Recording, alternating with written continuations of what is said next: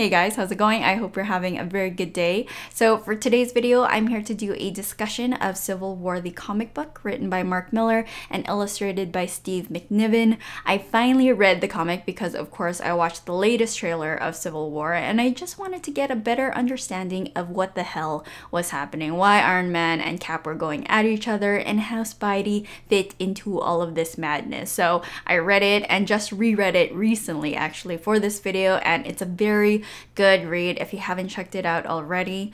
But before I get into that, I just wanted to give you a quick lowdown on what you're watching. It's a speed sketch drawing I did, or I guess more of a cleaning up drawing I did of Iron Man, Spidey, and Cap. This is actually an art challenge I discovered on Tumblr called Draw the Squad. It's where artists create these silly fun poses or even photos of people in ridiculous scenarios, and these reference images are to prompt other artists to draw their original or favorite characters in these wonderfully hilarious poses you wouldn't otherwise have seen. So when I saw this particular pose created, I believe her username is cROXover Godess, I knew I had to draw these three goofballs. It was definitely a challenge for sure, especially drawing Iron Man, because as you can tell, I haven't drawn him before. So I had to flip through the comic to find as many angles of his suit I could find to figure out what was going on there and how to draw the details. All I could say is that I did my best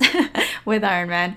As for Spidey, he was a lot of fun, definitely nostalgic drawing him because of course I watched the cartoons growing up back in the day in the 90s. His suit is iconic, and you know, I didn't draw him as much as Sailor Moon. I wasn't, you know, drawing from memory, but I love it. I love Spider-Man. And as far as Cap, he was definitely the easiest out of the three to draw. Very straightforward costume design, but yeah, all of them were great, fun to draw.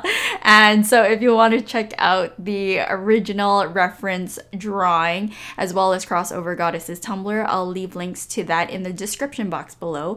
I'll also leave a link to the final drawing which I've posted on my Tumblr if you want to take a look at that. So next guys, let's get into the discussion of Civil War. If you haven't read the comic and don't want to be spoiled, you could just mute the video and just watch the speed sketch, or you can click off and just watch it at another time. All good. So the beef between Iron Man and Captain America. So with Iron Man, he is pushing for the superhero reform, where superheroes would have to register themselves if they want to continue fighting crime. And so to do that, they'd have to give up their secret identity, get proper training, basically become accountable for their actions. And this was all prompted because of this disaster involving school children and superhumans, and lots of kids died. And this was just the last straw for a lot of people. And the general public felt afraid and angry, and Tony Stark felt that the best solution to weed out the amateurs and dangerous superhumans was to get heroes to go legitimate and work with the government. So that's Iron Man. With Captain America, he felt that the lines would get blurred when the government would start determining who the villains are and who they should fight, and then there would be a conflict of interest of sorts. So that's Captain America. I felt that Iron Man was looking out for the best interests of the general public, while Captain America was looking out for the best interests of the superheroes. And when I read what Iron Man and Cap, you know, stood for, what they were fighting for, I did lean on Cap's side. I was definitely team Captain America throughout the entire read, even though the story was really pushing for Iron Man's case. There was, I think, a lot of good reasons for why Stark wanted to push this registration act. It's not just about stopping the supervillains, but also saving and helping people. And it's kind of difficult to do either if people are just generally afraid or distrust you. So the story and case for Iron Man was very strong in this read. And even knowing that, I just couldn't bring myself to be Team Iron Man, even after how the story ended. By the way, was the end? Because I felt there was an opening for continuation. Let me know in the comments below if you know, because it felt very open-ended to me.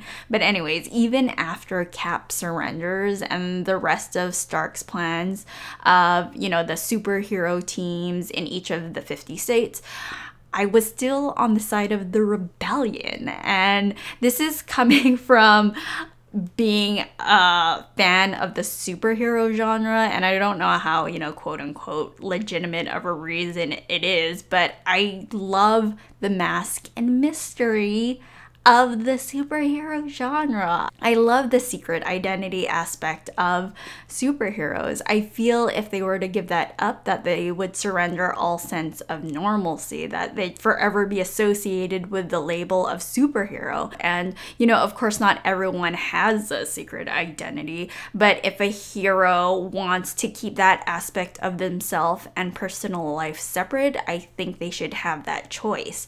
And the Registration Act would just take that freedom of privacy away. So that's kind of how I felt about the whole thing with Iron Man and Captain America. So, but what I found really interesting was Doctor Strange, and he was just sitting out of it. He said there was no right or wrong, and it was just a matter of perspective, and it really came down to serving everyone's best interest. But the question is, who determines what that is? So those are kind of my general thoughts on Cap and Iron Man. Next, I just want to talk about the superheroes really quickly, because boy, there are a lot of them in this comic book. The movie is looking really sparse compared to the comic, but I digress. Anyways, there's the X-Men, Fantastic Four, Daredevil, the Punisher, Miss Marvel, She-Hulk, the Young Avengers, and an array of different supervillains. It's amazing how many superheroes are in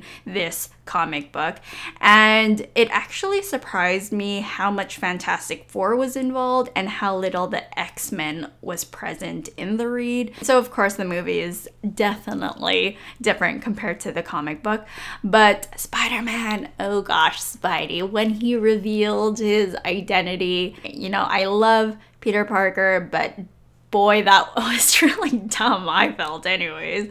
I mean, Spider-Man has some of the best and dangerous villains, and, you know, that just compromised the safety of his loved ones, I think. I don't know, that's just my feelings and initial thoughts, but yeah, let me know which team you are on, Team Iron Man or Team Captain America. I, of course, probably missed talking about a lot of things. I could ramble on and on about the comic book. I'm still kind of actually just digesting the story and what's going on, because it's like, what's happening? But yeah, let me know in the comments below what you think of the read. Yeah, I was definitely conflicted by the end of the read, but yeah, is there more to read? Should I be checking out the other Civil War trade paperbacks? Let me know. Anyways, guys, I really hope you enjoyed this video. I will talk to you later and have a very good one. Bye.